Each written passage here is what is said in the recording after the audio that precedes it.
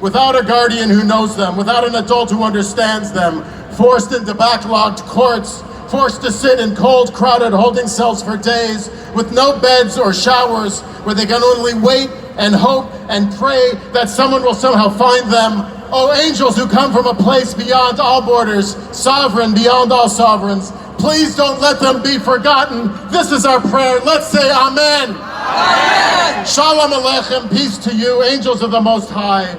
Watch over those who live in constant fear that those flashing police lights are meant for them, who wake up each day wondering, is this the day my children will be gone when I return? Is this the day I won't return home to my children? Is this the day they'll be snatched from the streets, from the cars, from their workplaces? Is this the day they'll be shackled and thrown into unmarked vans, sent into detention cells, onto airplanes and sent off into the night for the crime of seeking a life of dignity for their families?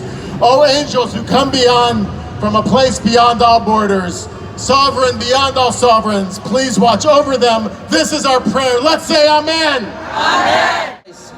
That same day, my broken self did not know how to tell our parents that Beto had been taken away from us, from our family, from our community. Jesus is a 24-year-old DACA recipient who is currently eligible to renew his DACA. However, he is unable to do so if ICE does not release him from detention. With 2 charges pending related to small possessions of marijuana, Beto is a clear example of how black and brown youth are criminalized by the punitive system for non-violent offenses, and how this type of incidents pave the way for incarceration, deportation, and family separation. I wish no one would have to go through the pain of having a loved one detained. But the reality is that this is not an isolated event, that way too many people are going through this every single day. That's why it's also a shame that local governments don't do much for keeping the most vulnerable communities safe unless they're pressured by the same communities being affected. It's a shame that this administration does not prioritize the input of the communities being torn apart by the Chicago Police Department and Immigration and Customs Enforcement. It's a shame that a city that calls itself a champion of immigrants still has 4 exceptions in which CPD can collaborate with ICE. We acknowledge the positive impact of the directive signed by Mayor yesterday.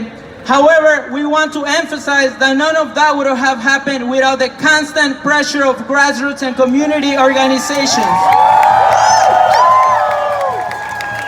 We are reminded or hate or division to win, and Illinois families will not be forced into the shadows. And these are not just words. The governor and I are taking action. A few weeks ago, Governor Pritzker signed the Keep Illinois Families Together Act into law, which means that here in Illinois, we will not allow local police departments to act as an extension of ICE. And we are the first in the nation to ban private detention centers. We don't want private prisons in Illinois, and we don't want private detention centers either. That's right. Yes. And there's one more thing. Governor Pritzker and I want to make sure that everyone in our state has access, fair and equal access, to be counted as part of the 2020 census, and we need your help. Be divided. Chicago, united. We'll never be divided. Chicago, united. We'll never be divided. Chicago, united. We'll never be divided.